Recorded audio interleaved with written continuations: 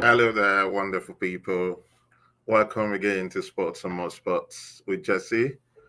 And I want to thank you guys. First, I would like to apologize.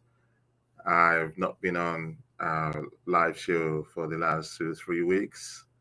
So that's been down to quite a lot of things. At More Sports, we are professional guys, and sometimes work do take us, to where we want to. We are not able to meet up with certain live, demands.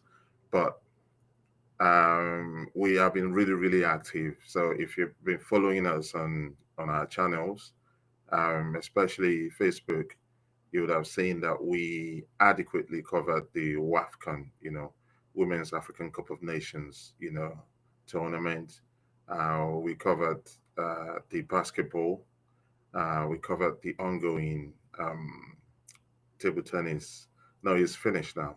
The table tennis tournament in Lagos, and quite a lot of things that have been happening there. And we want to thank you because the last time I spoke to you, we were at 35,000 um, followers on Facebook, and now today we're over 35,000 basically. So thank you so much for your support, for your help, for listening to us. And again, it's going to get better from here because we already planning to hit the ground, running when the men's African Cup of Nations, come around. We will be in Morocco this time. So take that from me as a promise. And also, this is the weekend that football returns. Everybody loves football. So we're going to get, football back. So next weekend, I'm going to do quite, I know a lot of people have been, inboxing me and saying, oh, you've not, discussed the English Premier League. You've not disclosed all of that. Sorry, but in the previous weeks, I think we've covered quite a lot of African involvement in the transfer market, and we've covered quite a lot on that. So we will be doing quite a lot of football, and when the season resumes, I'll be able to bring some of the experts, in. So enough of my ranting. Before I tell you um, the topic for discussion for today, then I want to give you a drum roll because you deserve it. Thank you. So, today I think we'll be discussing something that is really, really important about African sports stars, but specifically for today's edition, we're going to be discussing African football stars. And I want to discuss quite a few things, with you. And um, in doing that, I'd like you to know that everyone that is working for more sports are astute professionals in the areas that they're in. So we do not just come here to share opinions. We have a basis and facts, for doing what we do. And for instance, in the week, there was a report that John Utaka is now the head coach of Montpellier. And that was the news that was going around, the space as usual, because we thrive on doing our research. We made a research and then find out that he is not the head coach of Montpellier Football Club, professional women's football club. He's been involved with them at certain, levels, right? Uh, Especially, it was listed on their website as of 2024, 2025 as a specific attacking coach. So he helps, the attacking, department and helps the coach, along with it. So, and his contract ran out this year, I think in April. And the news filtered in, and with corrected that, opinion, that's going around social media. And we now referenced and we researched where that news came from. So we found out that the news reflected ATTF or ATTP Montpellier. And we did all our research. All our research pointed out to uh, an organization that has multiple sports venue where people, can come and do stuff. So they have a female team that plays football, and they don't have a website. They only have social media presence. And we've gone on all the social media presence to see if Itaka's name came out. We have not. And what we have so far is that the only source of news was from an individual called OJB, you know, based in Monaco, France. And that's it. There's no official mentioning. So usually, when a club gets a new coach, they're going to say this and this and that. They're going to officially present who the coach is. And in this case, we've not had that official thing. Of course, we wish Johnny Tucker is our hero. It's he's an OG. We love him, and we want him to do well. And I wouldn't even want him to coach a lesser known team. I'll rather his name is associated with very well known brands. And even if he's going that route, there's no problem. We still love him. He's our legend.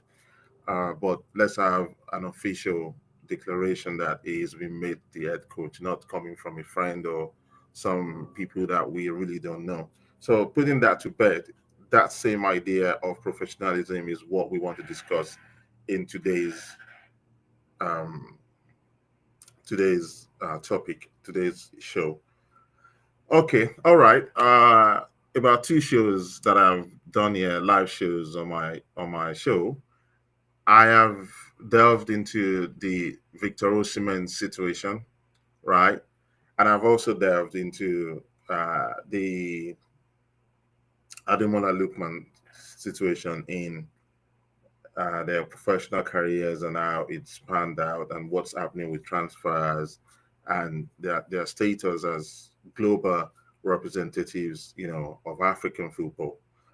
And both of them are African footballer of the year. In fact, Ademola Lookman is still the official African CAF African Footballer of the Year. So imagine if someone was the official South American Footballer of the Year or the European Footballer of the Year.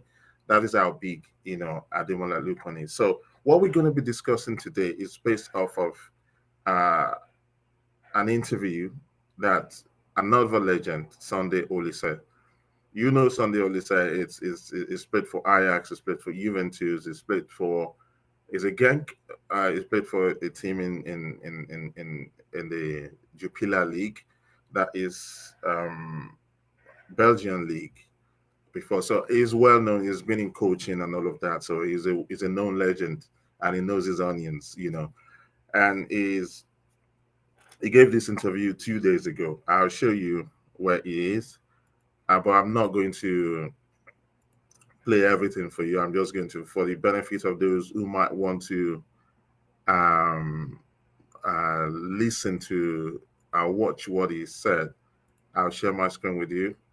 So that is the uh, interview granted. So before I played 30 seconds out of this. What he was saying is that for different reasons, a lot of European clubs would not want to sign Osimhen. So one of the things is mentioned is the character. One of the things he mentioned is the injury record. One of the things is mentioned is the cost of getting Osimhen, and also the viability of the Turkish league as well. It discussed all of these things. While I agree with him on the majority of everything he said, there are certain areas that we have been saying that I do not personally agree with, and we're going to discuss that. So let me play just a minute or 30 seconds of what he's saying here, and then we can go back and have the show because there's quite a lot of things that I need to show to you, personally. Okay, let's hear it. All this together as a package, the club will ask themselves, will this player be worth it for us? Is it not too much of a risk compared to the other Yeah. players we have? And I think that Yeah. has not played very well in Victor's favor. Let's be honest. Even Napoli themselves, they can be a tough club to negotiate with, and knowing fully well that they can be like that, is that a major factor into why the move was so complicated for Victor? Well, there is one name I would like also to remember. That is Aurelio De Laurentiis. Yeah. That is the president of Napoli. This Yeah. man is a shrewd businessman. The first thing they did, and I think that was where Victor should have been maybe a little bit more attentive, was when they renewed his contract. He should have put in a clause there that would have guaranteed him somehow. But the clause was not really there, and that's why he's into this. The president is really out to make sure that he milks out everything out of Osimhen. That has not really made life easy for Osimhen. Neither has it made it easy for clubs trying to acquire Osimhen. Okay. We now go to Victor Osimhen personally. We know that he has had his fair share of injury history, and which has not been so good, from wearing the mask to the knee injuries, hamstring left and right. Is that something that clubs have also had to consider, that we're not sure we can rely on somebody like this on the long run? Yeah. Each time these clubs talk about African players, always insinuating that the player is going to be gone at one point for AFCON. Yeah. Now, I'm not going to add on to it also when it comes to Osimhen. They're going to add on to it the fact that he's injury prone, is as if the other player will get injured also. But those things played into it. And if you're going to be spending, like I said, 187 million euros in 4 years on one player, you want to be sure that that player is going to be available for 85 or 90% of the time of your games. And sources written is that the Premier League clubs who had eyes on him thought about that also. Yeah. So, welcome back. I wouldn't like to belabor you with about 33 minutes of interview. And one thing that we need to pick up from that is what I've consistently, said, that it seems that African players, because of the background of these players, a lot of them are coming from the low economic layers of society, right? So they do not understand contracts and wordings and the global worldview. They really don't understand it. And when they come into a new status in life, so a lot of us, if we understand the Abraham Maslow's hierarchy of needs, so the lowest, just for the sake of, so that I don't belabor you, it's at the lowest you find the low things, and as you go up the ladder, you find refined, things, refined tastes, and refined sense of achievement. So when they go up these ladders by the reason of the pay and the reason of popularity and influence that they do get, they don't understand that they are now in a new place, and they refuse to behave accordingly. So I thought that if a team, I've covered this in my in the videos that we've done. You can see all of it on YouTube. For me, if your club that you wear the badge and you play for, if they are deliberately racist against you, you need to go. I mean, the image of a coconut head, you know what that means? It's blatantly racist after you've helped them to win the Scudetto. And the last time that you won the Scudetto was 30 to 33 years ago. And it was no other person less than Maradona who did that. And you never had that kind of glory until Osimhen came around and became an icon. And just after you've won it, same season, and you're being discriminated against, you need to leave. Simple. He had the chance to leave then, but he stayed back and signed a new contract. And some of us said that contract was going to come back and bite him in the butt. But a lot of us, because a lot of us don't also understand, these issues. Now, in that contract, there's no clause that gives a seaman the right to move. So if you clubs are always going to play really hard. So if you look at the case of Gyökeres going to Arsenal, because he had a clause that when the right offer comes in, right, to move to a bigger club, then he should be allowed to move on. That was why he was able to move. Smart players always need to have this sort of clauses in the contracts that they sign. Get your how would I say it?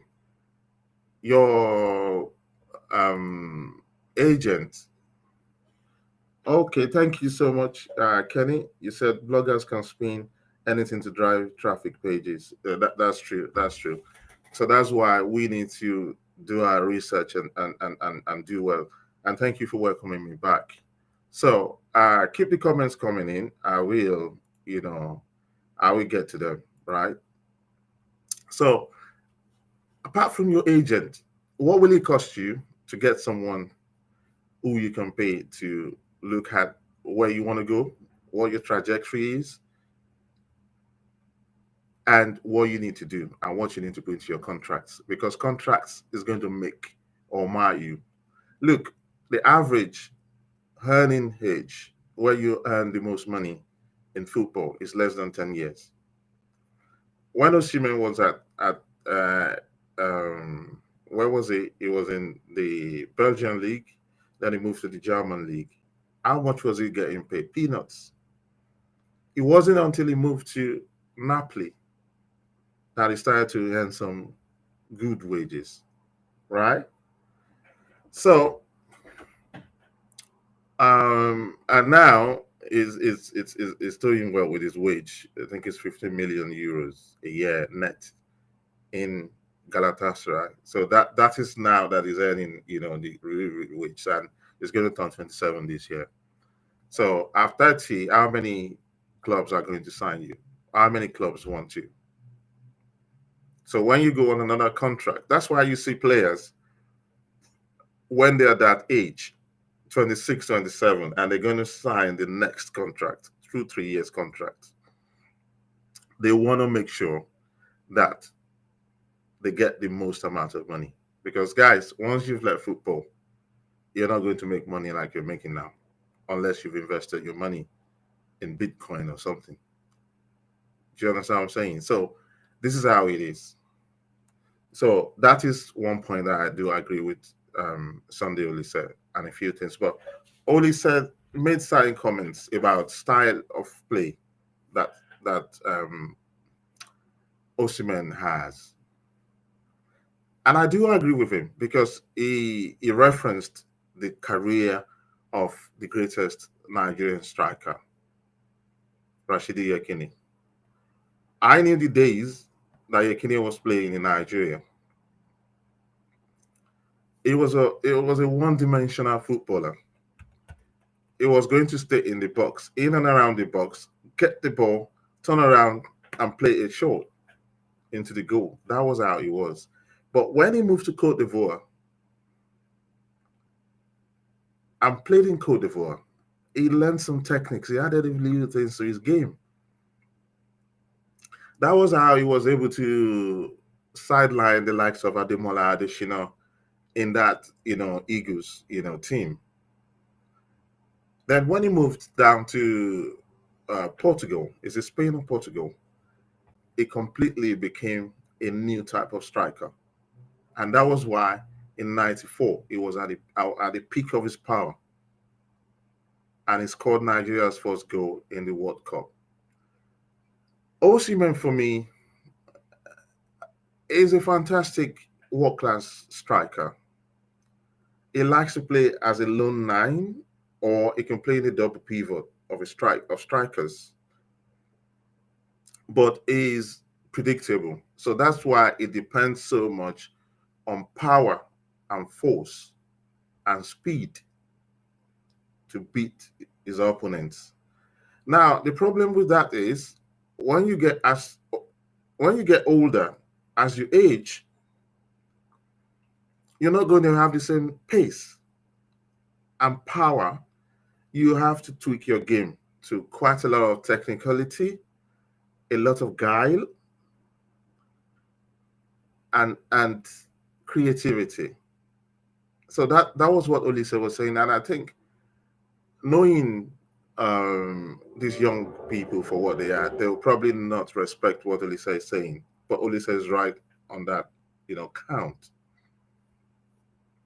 So that is something that is a lot of clubs might have looked at, but I do not think that is why the Premier League clubs did not sign Osimhen. Because if you're talking about the limited creative style of Osimhen, you also have to look at Erling Haaland and say, why did Pep Guardiola sign him? Because he's as limited as Osimhen. They're not like Alexander Isak. Yeah, they call it Isak. Alexander Isak of Newcastle. Alexander is tall, just like them, right? But he's very nimble. Joins play, his build-up play is fantastic. He can drop back to a false nine position, play out on the wings, dribble past people, use his head, use his leg, use both legs. So he might not be as prolific as Haaland. And that was the reason why Klopp did not sign him, because way before Haaland joined the Citizens, right? He was offered to Jurgen Klopp. Jurgen Klopp looked at him. I play with Firmino, an intelligent striker who you cannot pin down. Actually, the guy is like a free spirit operating across the three front lines, and is a workhorse and is unselfish. That was the kind of striker that he needed. So basically, we cannot say that is the reason why Osimhen was not signed. Because when you look at the Arsenal team, for instance, the Arsenal team only needed a point man, nothing else. You've got so many players in the Arsenal team that can pass the ball to death. They can do diagonal passes, they can do long passes, they can do short passes. All they needed was somebody who knew where the net is and can bang in the goals. And that was Osimhen. Osimhen in the Arsenal team would have won them the league last year. It's as simple as that. As simple as that. And for a coach like Arteta, who does not have the time on his side, they don't need to go for young players like the guy they're trying to sign from RB Leipzig.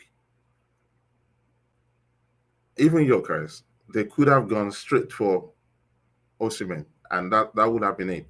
If Erling Haaland can play in that Man City team, how come Osimhen cannot play in the Arsenal team? So it's not that reason, for instance. So when we talk about behavior, yeah, Osimhen, Sunday Olise referenced the rant that Osimhen had against his coach, the Super Eagles coach, who happened to be another Nigerian great, George Finidi.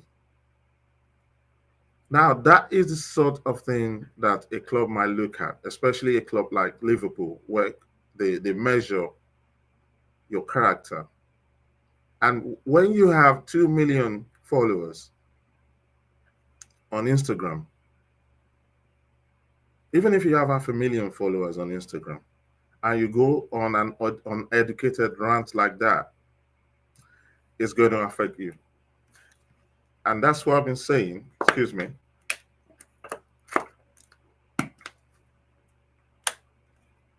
That is what I've been saying about. I'll come to that, personal branding and management.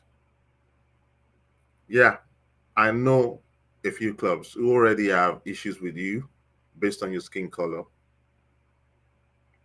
They will definitely have issues with you when you treat your coach, your national team coach, in that way. They don't like it. And it doesn't sit pretty with them as much as it doesn't look good on you for your own character reference. I think that is one of the things that Nigerian footballers or Nigerian stars need to understand, that the temperament you have in Nigeria is not what obtains outside of Nigeria. People don't want you in their faces. They just want you to be professional, do your job, smile to the camera, move on. You have the money. Why do you need to prove anything to anyone? If you have a problem with your coach, why don't you pick up the phone and talk to your coach?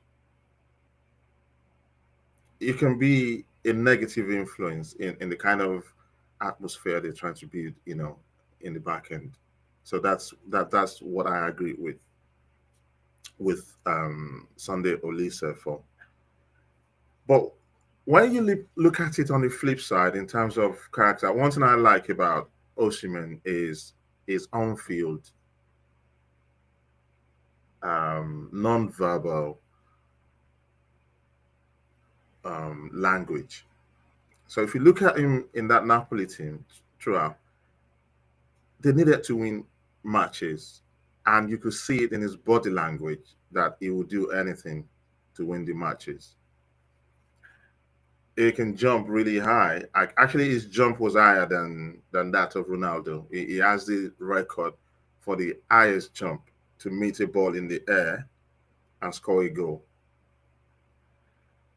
That is the sort of leadership that people love, and I love that about Osimhen. So the point that we've made to quite a lot of you is that, which you do not, some of you do not take us seriously, is that when you live in the West, living in the West as a black person comes with a lot of consequence. And one of those consequences is racism, whether it is silent or loud. If you go to America, the racism there can be so loud. So we have to say these things. And if you if you go to Germany, maybe a bit louder. But if you come to a place like the UK, it's understated, but it is there, active. So you need to know the culture and the environment in which you're playing, and you need to, adapt to that. But that is why the signing of contracts, the handling of your business, must be something that is tight, well considered, and professional. So look at Ademola Lookman. If you're saying that, oh, look at the character of Osimhen, which I wouldn't like him to be a tamed individual. I want him to be himself. Speak out, but do things within reason. That's what I'm saying here. Look at Ademola Lookman in contrast to Osimhen. Gentle as a dove, willing to play for the team. The coach left him out of the team. He didn't say a word. He single-handedly won that club, Atalanta. For 50 years, they've won nothing. I think 50 or 57 years, they've won nothing. He scored 3 bangers of a goal in the finals of the Europa Cup or Europa League. And that was it, to bring glory to that team. Yet the coach went on a racist rant against him. Total disrespect in the front of everyone in a global press conference. So these things, when we say it is complex, So if you're coming in or you're watching football from Africa, we had more sports. Cumulatively, the years we've spent in the UK is over 100 years.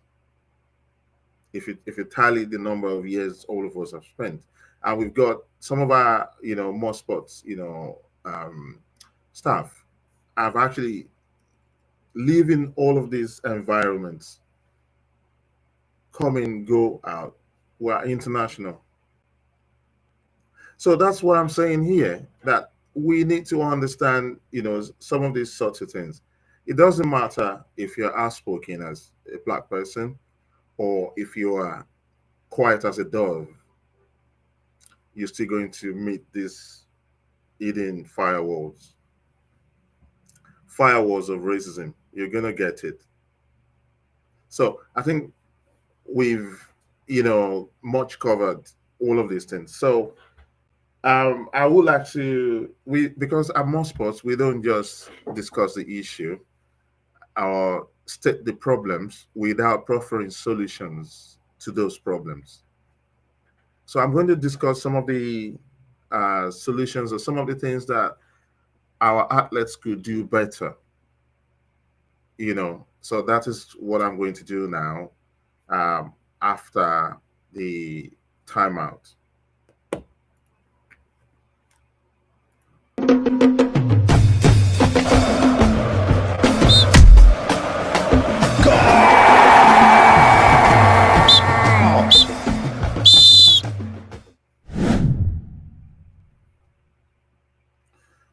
Welcome back. So we've been discussing the interview that Sunday Olise gave about Osimhen, and I have taken it up from there to agree or disagree with him on certain issues around the topic. Now, Sunday Olise said nobody knows Turkish football, and it doesn't command that kind of followership, global followership. Yeah. So let's dimension it. Turkish football is popular in Turkey and the Arab world.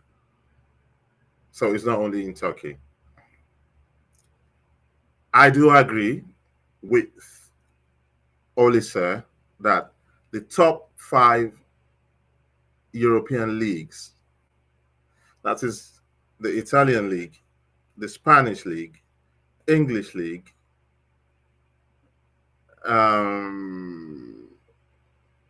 Italy, Spain, Portuguese league, the German league. Those are the league.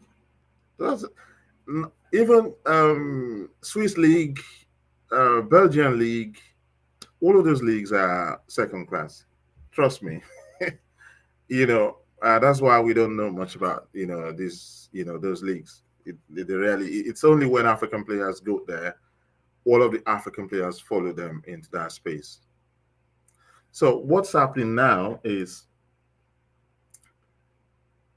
if we agree that the Turkish league is not that known like the top 5 European leagues, the Turkish league does not even get coverage like the MLS.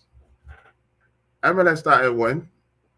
Just a few years ago, at the resuscitated MLS, the American Football League. Soccer, they call it soccer over there. So that's what I'm saying. And this is the argument that I made, that if Osimhen was going to go to Galatasaray, right, and it's going to go and he has an offer to go to Saudi, it's the same thing basically. So that's why I agree with Sunday Olise. It's almost the same thing. So in that case, I'll take the money. I will take the money. If our Osimhen, take the money. You've won the Scudetto. You've gone on loan to Galatasaray. You've won everything that you need to win there. That's it. Say bye-bye. Jet over to Saudi, where they're offering you 50 million euros net and no tax.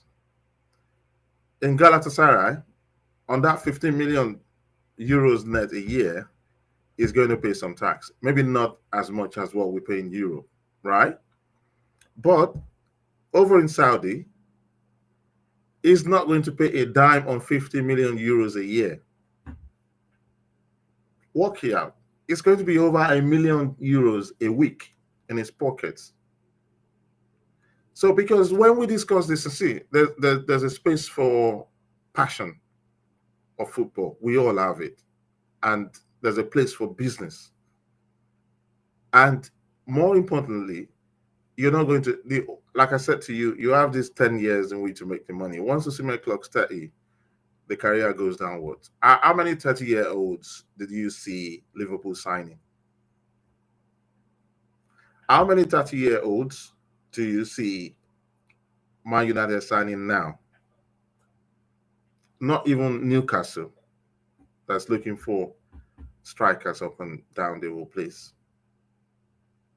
They're going for people who are 25, 22, 23, 24.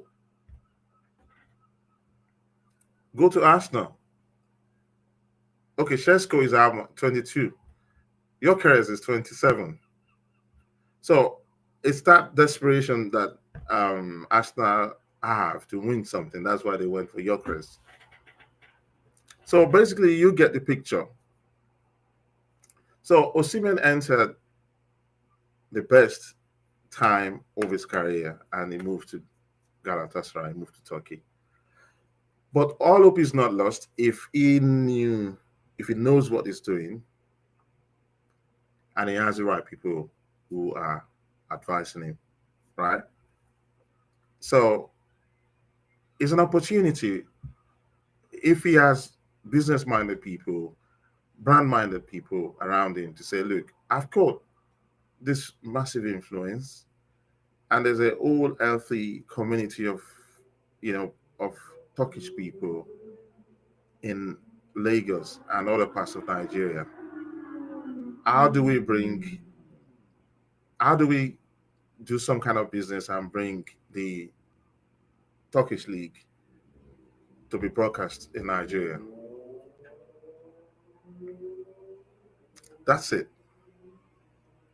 So, because what you can do with his popularity and with his influence is that exactly, to say, okay, we might not have this Western orientation in Turkey, but at least I can become a massive star in the Arab, leagues, Arab nations where they watch Turkish league. Osimhen is going to become a huge brand name. Why don't you use that influence to also bring it down to Africa and see what sponsorship and things could go on or could happen? And I do know for a fact, because I know for a fact that the Turkish community in Nigeria, they're doing really well. Okay, now what is missing from a lot of these stars is branding. And that's the background that I come from. That's the background that I know. They don't understand that you need to personally brand yourself to be able to get certain positions while you're playing, get certain privileges for now and for after you've retired. So people don't realize that. They don't know these things. And let me show you a few things, right? So let me share my screen. So this is Kantar. Let's look at Kantar. Kantar here is one of the biggest global branding organizations and research organizations in the world. So yeah. So you can, any information you get from these guys. So they say how to get that winning feeling with sports stars in marketing. See what they have written here. Movie stars still dominate when it comes to the type of celebrities being featured in ads across the globe, but their appeal is waning. Do you listen to that? The popularity of sports personalities is, in contrast, on the up. So you see, in 2019, those on Film Fame accounted for 62% of ads featuring a celebrity. The equivalent today is around 51%. So it means that 49% of all of the ads, is coming from sporting people, right? So now, if you go into the contract that Messi negotiated, you find out that on the sporting side, it's not a lot, it's not much to write home about. But on the marketing side, what it takes in terms of marketing, all the marketing funds or income generated by his merchandise, TV in that club, in that MLS club, bro, it takes a huge share of that. I'm telling you, it's actually far, far, far, far more than what he gets paid for playing on the field. Messi is actually selling his image and his brand as Messi for a living. On the sports side, is waning, is diminishing as usual because he's not getting older. It's not getting younger, it's getting older. It's the same thing for okay, let's look at it. It said sports per se has huge positive associations, benefits, and emotions that brands can tap into. Nelson Mandela understood the true power of sport. He used sports, boxing training specifically, to support his own well-being. In his 1994 autobiography, Long Walk to Freedom, he said, I have always believed exercise is a key not only to physical health, but to peace of mind. So that is him saying that. It says sports has the power to change the world. It has the power to inspire. It has the power to unite people in a way that little else does. It speaks to youth in a language they understand. So now is they say sports can act as a very effective attention magnet. So this is why anyone. So let's look at this. A common challenge with using famous sports personalities like Ronda Rousey, Sachin Tendulkar, Alex Morgan, Serena Williams, and so on is that they are used to multiple brands. In the Euros, David Beckham featured in ads for Walkers, Adidas, and AliExpress. This in addition to existing associations with Hugo Boss, Shark Ninja, and the appearance of his hand in a series of out-of-home ads for Stella Artois. Now, just imagine that just Beckham alone was raking in the money from Walker's, crisp brand, Adidas, AliExpress, Hugo Boss, Shark Ninja, and Stella Artois. That's about 7 brands, guys. 7 brands. And it's been retired since when? So if he did not manage his brand, which I'm going to come down to, there's no way he would be doing all of this. You need to carefully manage your brand. So that is what Kanta is saying. So I'm going to take you to another, site for you to understand what personal branding is all about. And I'll show you some certain examples. So let's look at this one and look at the perception of sports, sports stars and sports brand. So this is an academic journal, a journal of retailing and consumer services. It was published in May of 2020. So the study examined the impact of sports stars' personal brand on global brand equity and consumers' brand love. So, but let's read the abstract so that we take the meaning in a nutshell. So it said previous research on the sports marketing of global brands has focused mainly on the sponsorship of sports and events and the endorsement of products by athletes. These studies reveals the unexamined effect of the impact of sports stars' personal brand on global brand equity and consumers' brand love. Did you hear that?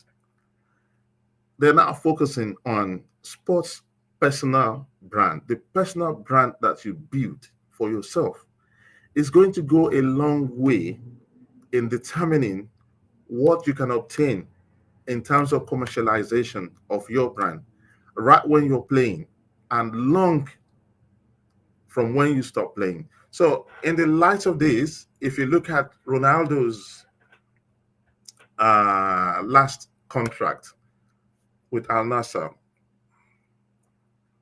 off the top of my head, I just couldn't deal with the numbers. I think this guy was getting paid like 4 million euros a day or something like that, or a week. 4 million euros or something, some ridiculous numbers. That is because he built his personal brand to that level in which the Saudi sports authorities, when they wanted to rebrand their country through sports washing, I mentioned that sports washing is not that you really care about the sports, but you want to use that sports for another motive. You want to make people see your country in good light, so you push sports so they know you through sports, and you don't really hate people because you know them through sports. It's the same thing for food. Everywhere that you have Chinese, stores where you eat your noodles and all of that, you don't think of being in problems with them. So that's sports washing in a nutshell. So they picked the Ronaldo brand, and it's a question of this is an open check. Name your price. That is what has happened with Ronaldo, based on his personal brand. So I'm going to share one more before I give you the examples of. I'm just going to give you simple examples, and you see where the Nigerian stars are missing it, right? So here we are. This is from the branded agency, and it's a guide to personal branding for athletes. So what would you expect, personal branding for professional athletes? Professional athletes must carefully manage their careers both athletically and professionally in order to cultivate a successful career beyond the field. Do you get that? That's number one. Two, building a powerful brand presence is key for those seeking sustainable success after retirement or injury. Did you get that? So once you start to become a star, you need a powerful brand presence for sustainable success while you're playing and for the time that you retire or you get injury, right? Three, developing a personal brand involves creating an identity that sets you apart from the competition.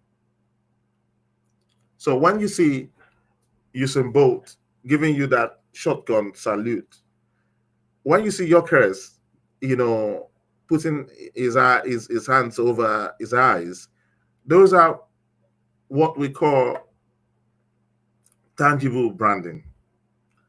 But the intangible branding are how you conduct yourself, what people see when they see you. When you go out there, what do they perceive? How do they, what in their mind, when they close their eyes and think about you, we call it the recall, rate. How often do they hear about you, want to think about you, and what is their perception of you? Look, perception is better than the reality or actuality. I'll tell you that for free. So I put up a quote on my social media earlier in the day, and that quote has to do with lies going. It takes a while to get uh, for truth to get to the lie. It takes a while, right? Now, a lie well told can sustain itself for eternity. Yeah, a lie well told can sustain itself for decades and decades and decades. Do you get me? So I have so many examples, but I wouldn't want to waste our time. So now let's look at some of these things. Athletes should strive to develop their brand beyond athletic accomplishments by forming relationship with sponsors, attending events, and networking.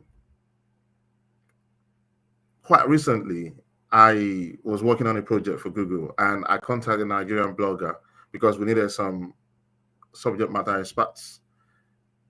And he didn't reply me, did not even bother to. So we went over to do the field work.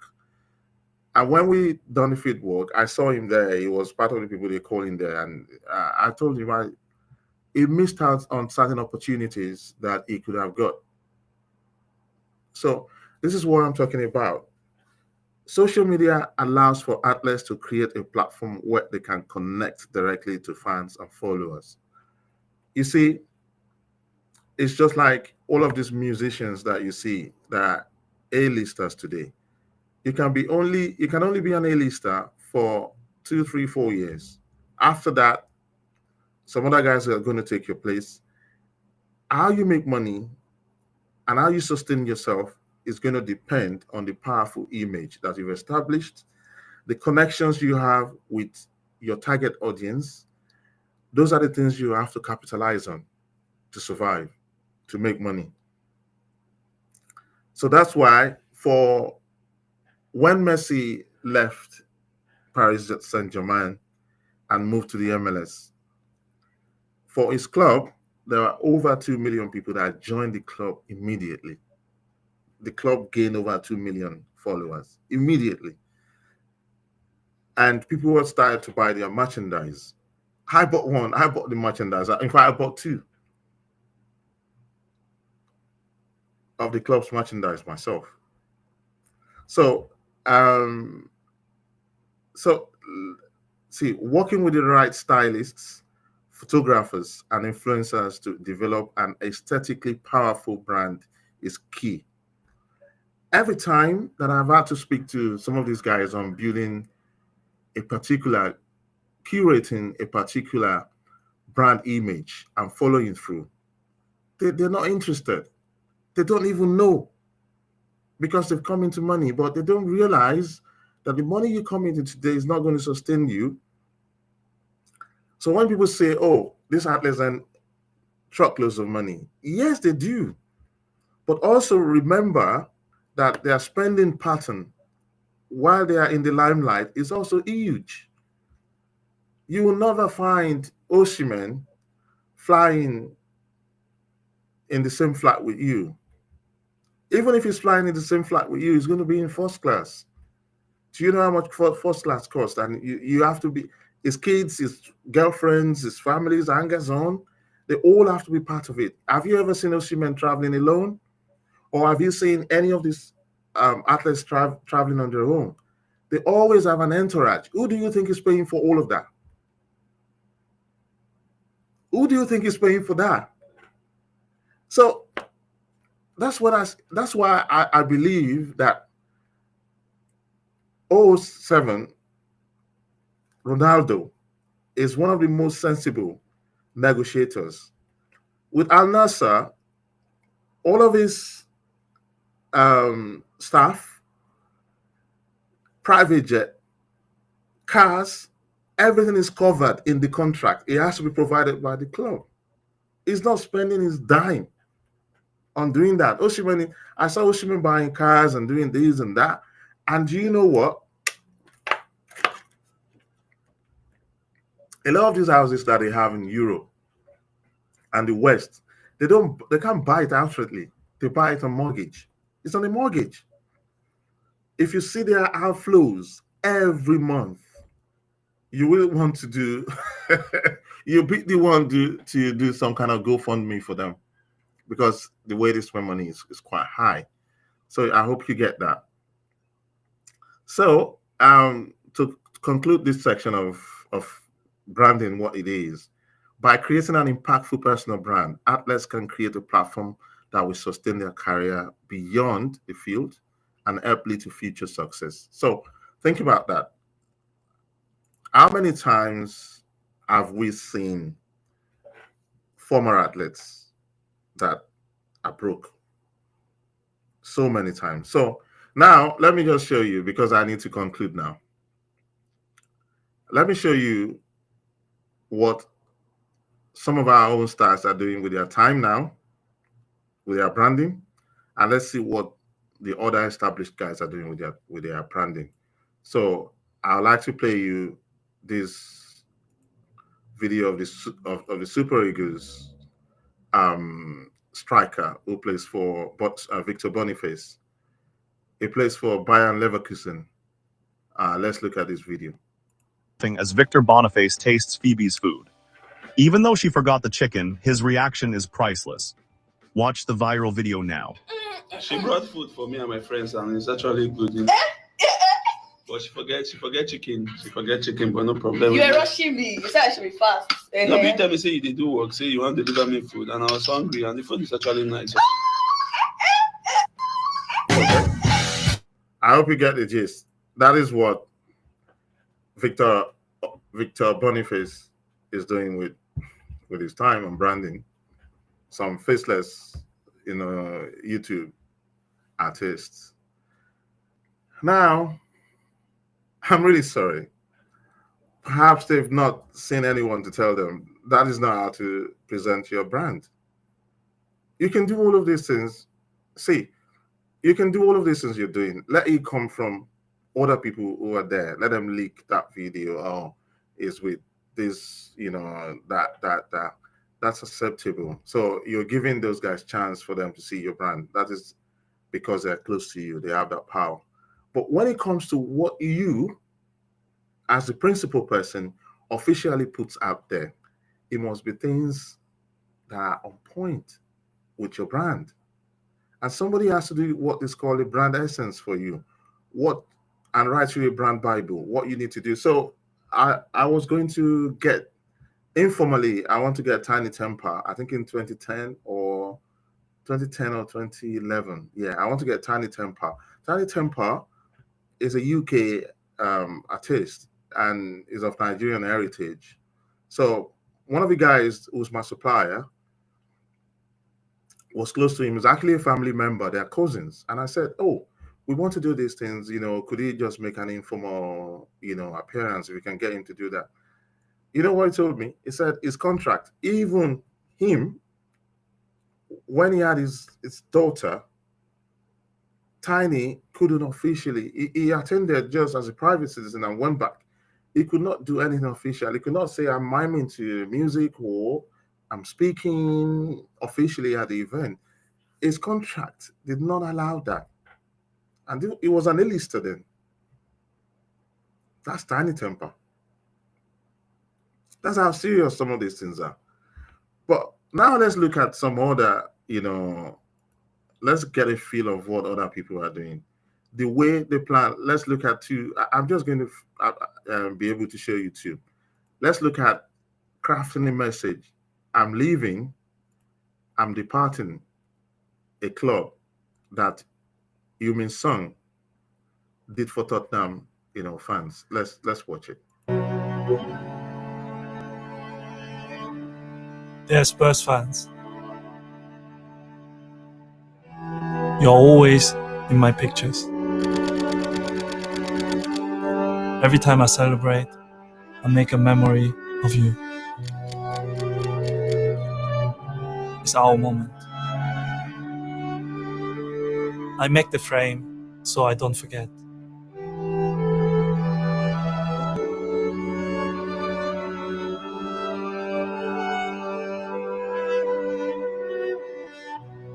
You welcome me to North London. You watch me grow. Beautiful woman, the Golden Boot, the Puskas Award. You were there. When I suffered, you were still there. You stayed with me, and I stayed with you.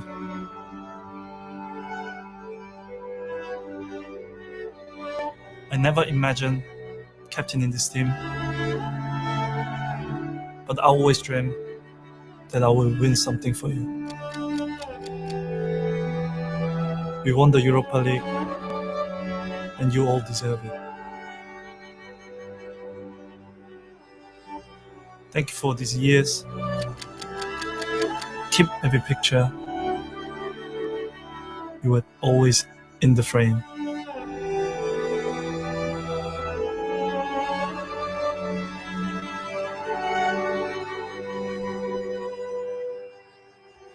Thank you so much. Love, Sonny.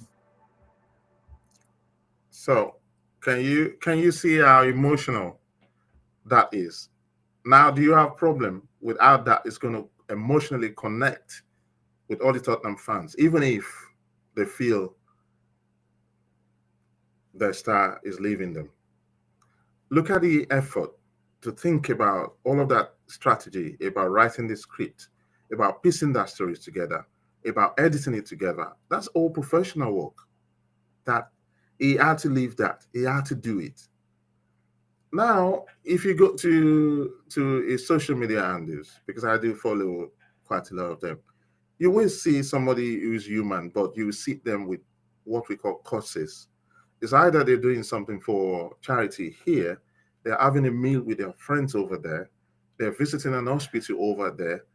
It portrays them in the right lights, you know, for people to remember. Because look, we're fans. What we do have is a power of memory.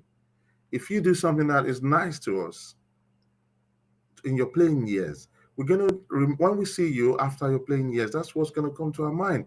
We file it away. That's how the mind works. It's like a computer, and you have your hard drive, and you have drive C, drive D, drive E, and you put certain things in certain places, and you retrieve them when you want to use them. So I'm going to also show you another one about the same guy, just for you to see what goes out in the media and how it builds the brand that they have. So this is Son Heung-min as well. This time he's doing something with World Food Program. 팔레스타인에서는 많은 가족들과 아이들이 극심한 배고픔을 겪고 있습니다. والله ما عندي والله ما عندي خبز والله العظيم غير من واحد جارتنا خد رغيف بقدرش انا شهر رمضان ما صمتوش بقدرش انا اعيش من غير اكل بدي اكل انا بلف على الخيم عشان اجيب رغيف الخبز لاولاد انا لو بقدر اروح على المساعدات الامريكيه بروح بس انا لو قعدت بدي اسوق. 저는 WFP의 친선대사로서 WFP와 함께 전 세계의 배고픔과 맞서 싸우고 있습니다. 수많은 가족들에게 WFP의 식량 지원은 생명줄과도 같습니다. 배고픔이 가장 심각한 곳에서는 따뜻한 식사 한 끼로 생명을 구할 수 있습니다. 우리가 줄 수 있는 최고의 선물은 음식입니다. 지금 기부해 주세요. Okay, so that is him with United Nations World Food Program.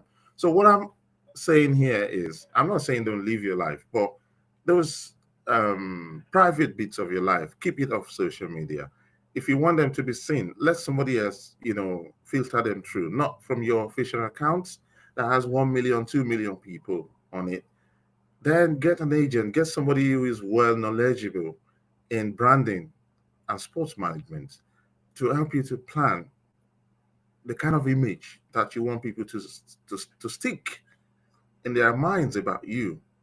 And you have to work on the basis of that. It's not every place you go to. It's not everything you do to maximize what you're doing. So have you seen Ronaldo, like Victor Boniface, having some kind of random skit maker, you know, in a suggestive pose around them. Do you see them like that? No.